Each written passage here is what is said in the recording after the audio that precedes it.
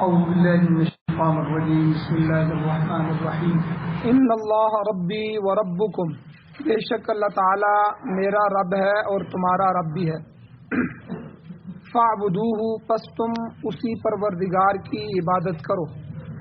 ھذا صراط مستقیم، یہ سیدھا راستہ ہے۔ فلما احس، پس جب محسوس کیا عیسیٰ علیہ السلام نے منہم الکفر، ان لوگوں سے کفر کو، تو قال، کہا انہوں نے، من انصاری الی اللہ، کون میرا مددگار ہے اللہ کی طرف۔ قال الحواریون، تو حواریوں نے کہا کہ نحن انصار اللہ، ہم اللہ کے مددگار ہیں۔ آمنا باللہ، ہم اللہ پر ایمان لائے۔ وشہد، اور اے عیسیٰ علیہ السلام آپ بھی گواہ ہو جائیے کہ بِأَنَّا مسلمون، بے شک ہم فرمانبرداری کرنے والوں میں سے، ہم فرمانبردار ہیں، نافرمان نہیں ہیں۔ اور حواریوں نے اللہ سے دعا کی، ربنا، اے ہمارے رب، آمنا بما انزلت، ہم ایمان لائے ہیں اس چیز پر جو آپ نے نازل کی، واتبعنا الرسول، اور ہم نے رسول کی تابعداری کی، اتباع کی۔ فاکتبنا مع الشاہدین، پس اے اللہ آپ ہم کو لکھ دیں گواہی دینے والوں میں سے۔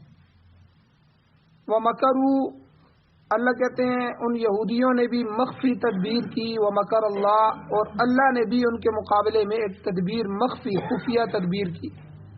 واللہ خیر الماکرین، اور اللہ تعالیٰ سب سے بہتر پوشیدہ تدبیر کرنے والا ہے۔ سورہ آل عمران کی آیت نمبر 51، 52، 53 اور 54، 4 آیتیں آج کے درس میں تلاوت ہوئی ہیں۔ سب سے پہلے ربط آیات یہ ہے کہ گزشتہ درس میں حضرت عیسیٰ علیہ السلام کے بعض معجزات کا تذکرہ تھا، جن کے متعلق آپ نے اپنے مخاطبین سے کہا کہ میں تمہارے پاس تمہارے رب کی طرف سے نشانیاں لے کر آیا ہوں، معجزات لے کر آیا ہوں۔ معجزات دکھانے کا مقصد کیا تھا، مطالبہ کیا تھا؟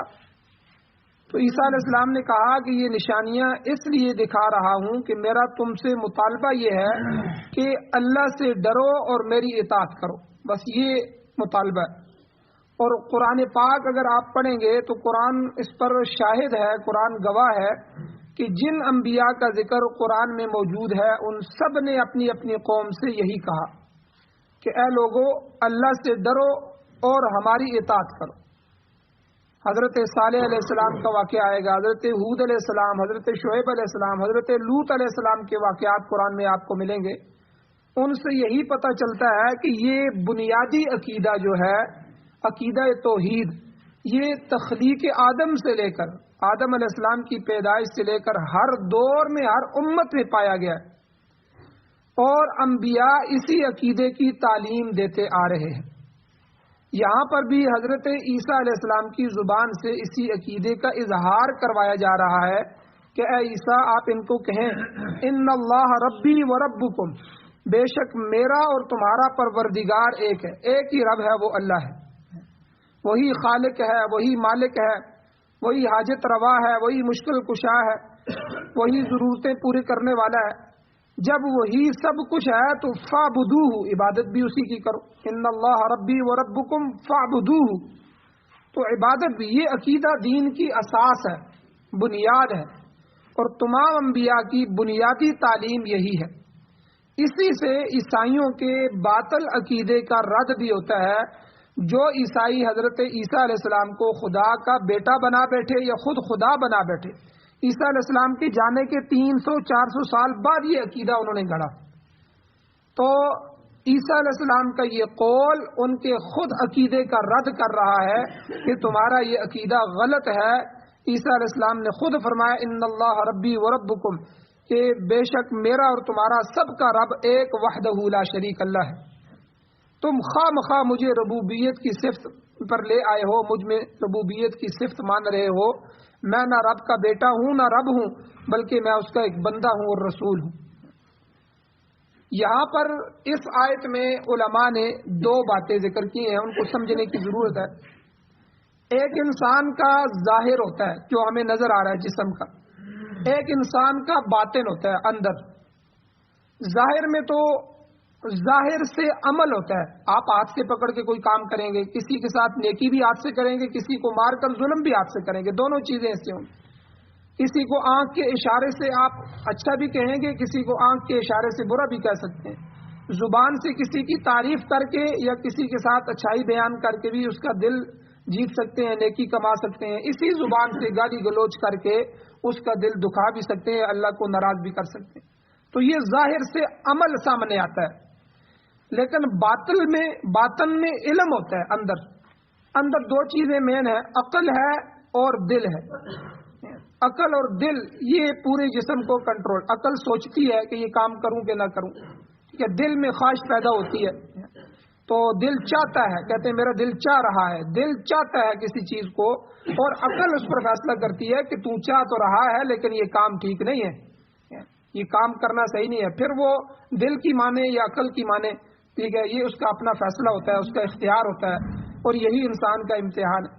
بہرحال یہ اللہ نے دو قوتیں ہمارے اندر رکھی ہیں، قوت علمیہ جس کو قوت عقلیہ بھی کہتے ہیں، اور قوت عملیہ عمل کرنے کی قوت۔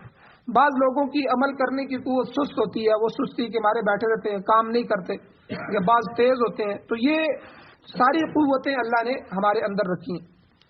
تو یہاں پر امام بیضاوی رحمۃ اللہ علیہ مفسر قرآن گزرے ہیں، وہ لکھتے ہیں کہ عیسیٰ علیہ السلام نے یہ جو آیت کا یہ جملہ کہا ہے، ان کے اس بیان کے ذریعے اللہ تعالیٰ عیسیٰ علیہ السلام کی زبانی عیسائیوں کو یہ سمجھانا چاہتے ہیں کہ دیکھو بھائی، ہم سب مخلوق ہیں، میرا اور تمہارا سب کا رب ایک ہی ہے، ہماری سب کی منزل بھی ایک ہی ہے، یعنی اللہ تعالیٰ کی ربوبیت اور الوہیت پر ایمان لانا۔ اور یاد رکھو کہ جب تک کسی شخص کا عقیدہ برحق نہ ہو، اس کی قوت عقلی اور قوت علمی کامل نہیں ہو سکتی۔ لہذا اس قوت کو کامل بنانے کے لیے اعتقاد یعنی عقیدے کی سچائی اور اس کی پختگی ضروری ہے۔ پھر اعتقاد برحق کی آخری منزل کیا ہے؟ اللہ تعالیٰ کی الوہیت پر کامل ایمان ہو، اس کو کامل خدا مانے، ہر چیز کا اپنا سب کچھ اللہ کے حوالے کر۔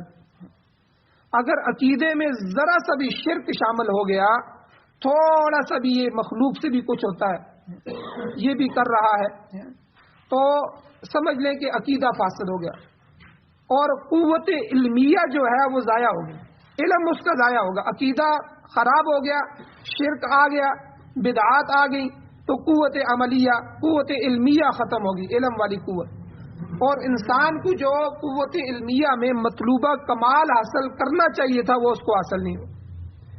اس لیے امام بیضاوی رحمۃ اللہ علیہ فرماتے ہیں کہ اس پہلے جملے میں ان اللہ ربی و ربکم، بے شک میرا رب اللہ ہے اور تمہارا رب اللہ، یہ کیا ہے؟ یہ علم ہے، یہ کوئی عمل نہیں ہے، کہ تمہارے اندر یہ عقیدہ آنا چاہیے، یہ قوت علمیہ میں یہ بات پختہ ہو جانی چاہیے کہ تمہارا اور میرا رب اللہ ہے۔ اب اگلے جملے میں اللہ کہتے ہیں فاعبدوہ، ان اللہ ربی و ربکم فاعبدوہ، کہ جب یہ عقیدہ تمہارے دل میں بیٹھ گیا کہ سب کچھ اللہ کرنے والے ہیں، خالق اللہ ہے، مالک اللہ ہے، حاجت روا اللہ ہے، مشکل کشا اللہ ہے، دکھ دینے والا اللہ ہے، یہ کہ چین اور سکون دینے والا اللہ ہے، بیماری بھیجنے والا اللہ ہے، شفا عطا کرنے والا اللہ ہے، ساری کچھ اللہ کی صفات ہے، سب کچھ اللہ کرنے والا ہے، تو پھر عبادت بھی اسی کی کرو، فاعبدوہ۔ تو یعنی عبادت عمل کا نام ہے، جب علم تمہارا درست ہو گیا تو عمل بھی اس کے لیے کرو۔ تو یہ چیز قوت عملیہ کی تکمیل کے لیے ضروری ہے۔ تو اللہ تعالیٰ کی خالص عبادت کرو، اس کے اوامر، اس کے نواہی امر، اور جو وہ حکم دے جس سے وہ منع کرے اس سے رک جاؤ، اس پر عمل کرو۔ اسی طرح اس کی قوت علمی کمال کو پہنچی تو عملی بھی کمال کو پہنچ جائے گی۔ پھر جب قوت علمی اور قوت عملی دونوں اپنے معیار کو پہنچ جائیں گے، دونوں درست ہو جائیں گے، تو پھر اگلا جملہ اللہ نے فرمایا ھذا صراط مستقیم، پھر یہ وہ سیدھا رستہ ہے۔ ٹھیک ہے، یہ تین جملے ہیں اس آیت میں، ان اللہ ربی و ربکم فاعبدوہ ھذا صراط مستقیم، بے شک تمہارا اور میرا رب اللہ ہے۔ پہلے اس کو علم میں لاؤ، علم کے اندر پختہ کرو، عقیدہ بناؤ۔ علم کا مراد یہ ہے کہ اندر عقیدہ بناؤ تمہارے ذہن میں عقل میں یہ بات بیٹھ جائے, تمہارے دل میں یہ بات پختہ ہو جائے کہ اللہ کی ذات کے سوا کرنے والا کوئی نہیں, اللہ ہی سب کچھ کرنے والے, اللہ ہی حاجت روا مشکل کشا ہے. تو یعنی یہ پہلے کا ان اللہ ربی و ربکم, یہ عیسیٰ علیہ السلام عیسائیوں کو کہہ رہے ہیں, یہ ان کا جملہ قرآن ذکر کر رہا ہے. اور پھر جب یہ بیٹھ جائے تو فعبدوہ, جتنی بھی عبادتیں ہیں وہ اس اللہ کے لیے کرو. منت ماننا یہ عبادت ہے, اللہ کے لیے مانو, اللہ کے غیر کے لیے, بزرگوں کے لیے, اولیاء اللہ کے لیے, نبیوں کے لیے, کسی کے لیے منت ماننا, نظر ماننا جائز نہیں ہے. نظر منت یہ عبادت ہے. اسی طرح امید رکھنا, امید اللہ کی ذات سے رکھو, محتاجگی اللہ کی ذات کی کرو, اللہ کی ذات کے علاوہ اپنی اولاد کے بھی محتاج نہ بن. کل یہ مجھے پالیں گے, کل یہ جو ہے میرا خیال رکھیں گے, کل یہ بڑھاپے میں میرے کام آئیں گے. کوئی کام نہیں آئے گا. میرا اللہ آج میرے کام آ رہا ہے, کل میرا اللہ ہی میرے کام آئے.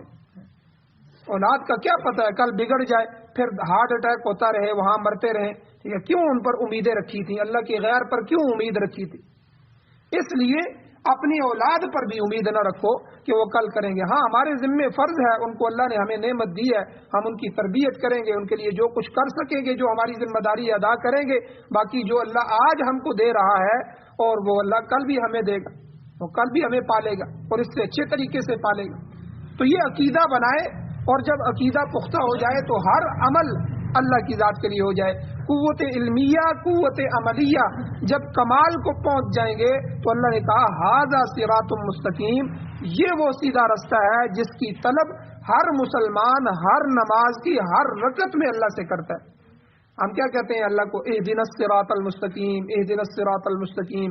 جب کھڑے ہوتے ہیں ہر رکعت میں کہتے ہیں, جتنی رکعتیں پڑھ رہے ہوتے ہیں, نوافل, اشراق, تہجد, اوابین جو بھی پڑھتے ہیں, ہر رکعت میں اللہ سے مانگتے ہیں اللہ سیدھا راستہ عطا فرما, سیدھا راستہ عطا فرما, سیدھا راستہ عطا فرما.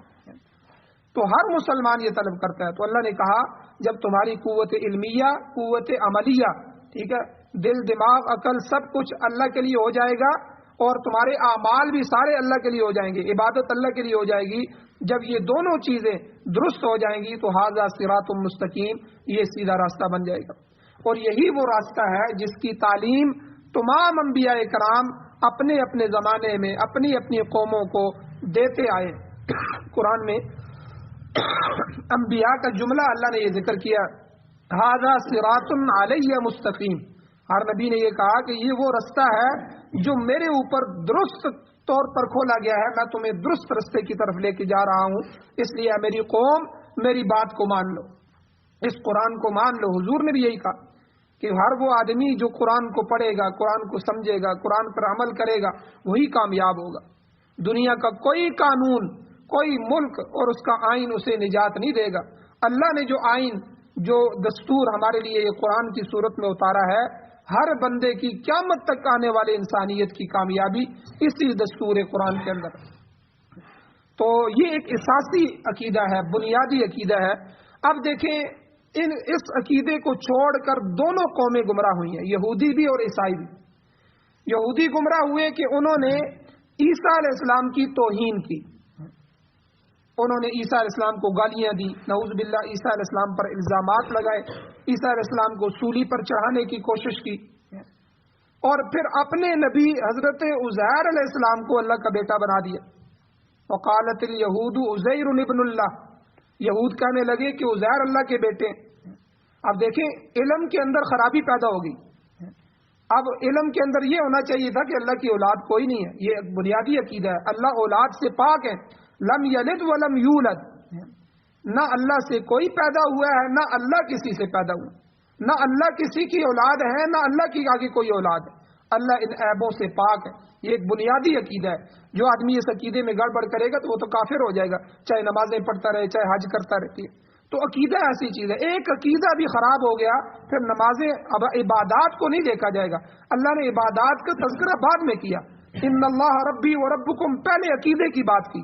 عقیدہ درست کرو, پھر فعبدوہ, پھر اس کی عبادت کرو. تمہاری عبادت ہی اسی وقت قبول کی جائے گی جب تمہارا عقیدہ اللہ کے ساتھ درست ہوگا. ایک آدمی شرک کرتا ہے, اولیاء اللہ, انبیاء کو, کسی کو کہتا ہے یہ بھی حاجت روا ہے, یہ بھی مشکل کشا ہے, اور 100 حج کرتا ہے. اب حج پورے اہتمام سے کرتا ہے, سنت کے مطابق کرتا ہے, جہاد میں بھی شریک ہو رہا ہے, ٹھیک ہے, ہر عمل کر رہا ہے, لیکن یاد رکھیں اس کا کوئی عمل اللہ کے ہاں قبول نہیں، کیونکہ بنیاد ہی غلط ہے، بنیاد ہی نہیں ہے۔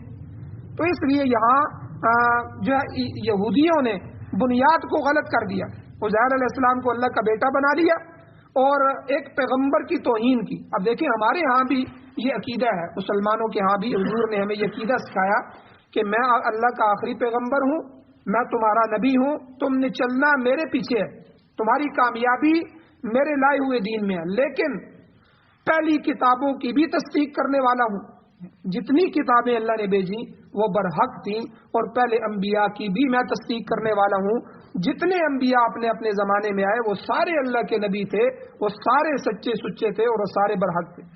اب ہم اگر حضرت عیسیٰ علیہ السلام کی نعوذ باللہ توہین کرتے ہیں، یا حضرت موسیٰ علیہ السلام کے، وہ عیسائیوں کے نبی ہیں، وہ یہودیوں کے نبی ہیں، یا کسی طرح کا بھی کوئی مسلمان ادنا سا بھی کسی نبی کی توہین کرے گا تو وہ باوجود حضور کو آخری نبی ماننے کے اور باوجود عبادات کرنے کے وہ کافر ہو جائے گا۔ تو اس لیے یہ بنیادی عقیدہ ہے کہ کسی نبی کی توہین بھی جائز نہیں، کسی نبی کے جو ہے اس کا انکار بھی جائز نہیں۔ تو یہودیوں نے دونوں کام کیے، تو اس لیے ان کی قوت علمیہ ختم ہو گئی، عقیدہ خراب ہو گیا، اور عیسائیوں نے بھی یہی کام کیا۔ عیسائیوں نے اللہ کے ایک بندے حضرت عیسیٰ علیہ السلام کو الوہیت کے درجے پہ پہنچا دیا، وہ بھی صراط مستقیم سے بھٹک گئے، ناکام ہو گئے۔ تو جب تک یہ اساسی عقیدہ درست نہیں ہوگا کامیابی نہیں حاصل ہو سکتی۔ اب آگے دوسری آیت میں اللہ فرماتے ہیں کہ عیسیٰ علیہ السلام نے دیکھا کہ بنی اسرائیل تو میرے دشمن ہیں، کیونکہ وہ یہودی تھے، تو یہودیوں میں سے پھر عیسائی آئے، عیسیٰ علیہ السلام کو ماننے والے تو بعد میں آئے، تو یہ بنی اسرائیل کے لیے پیغمبر بن کے آئے تھے۔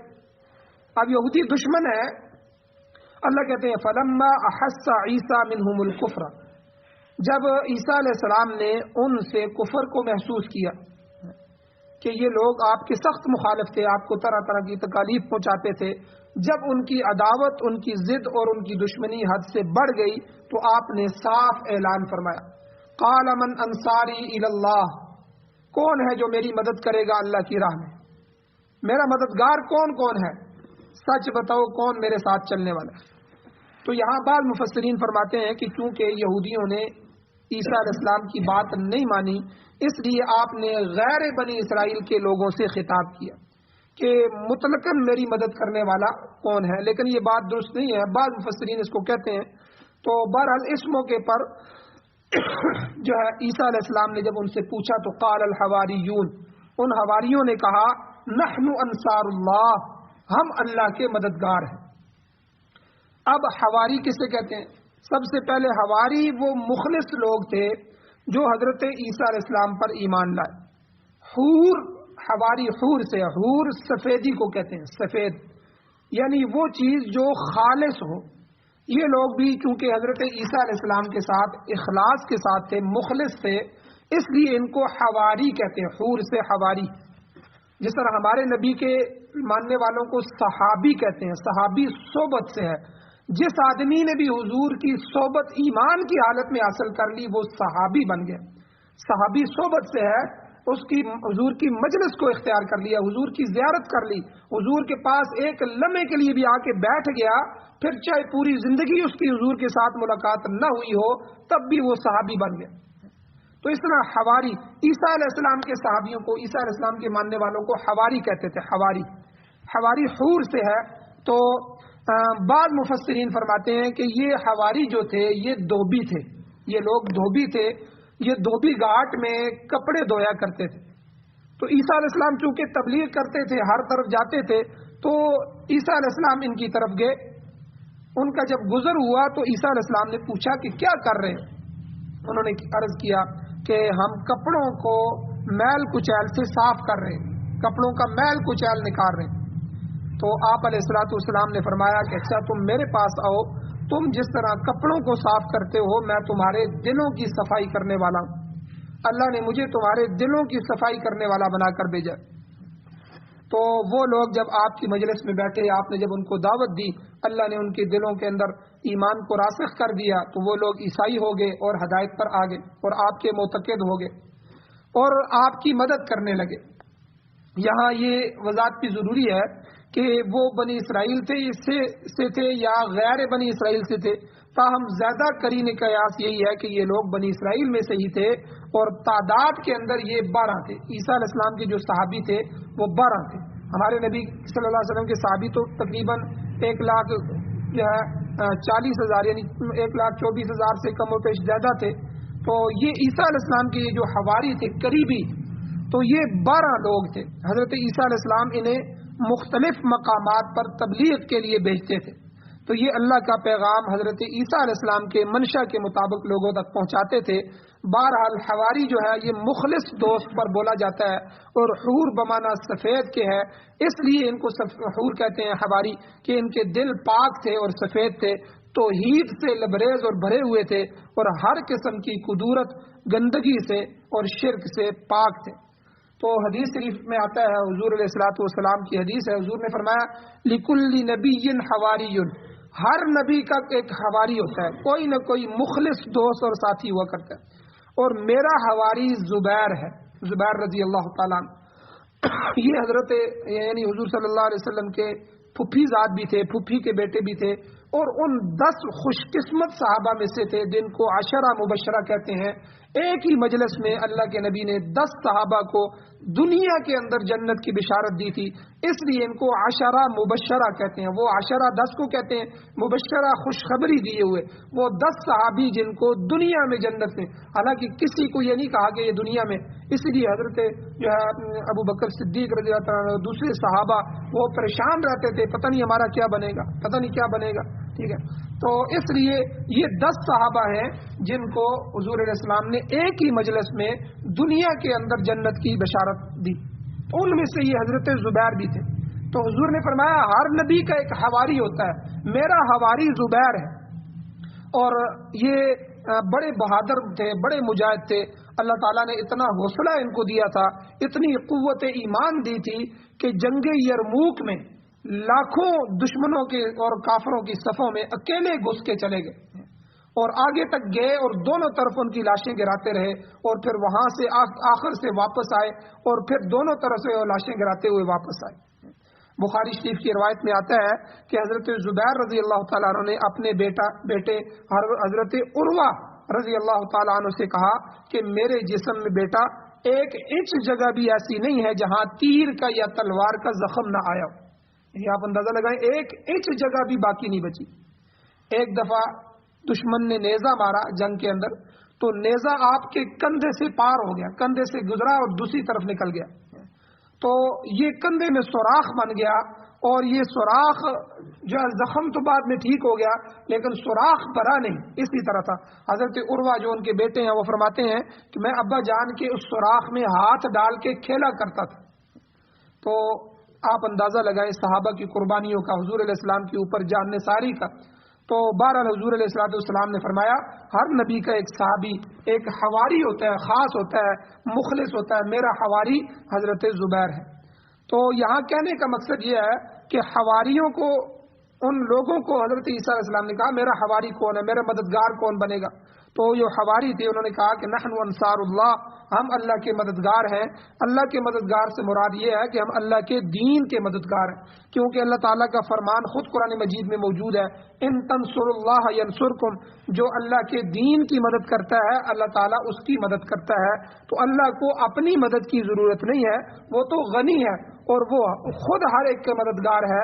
اللہ کی مدد سے مراد اللہ کے دین کی مدد، اس کی کتاب کی مدد، اس کے نبی، اس کی شریعت اور عقیدہ حق جو ہے اس کی مدد مراد ہے. اللہ کے دین کی اشاعت کے لیے تن من دھن کی بازی لگا دینا، یہ اللہ کی مدد ہے.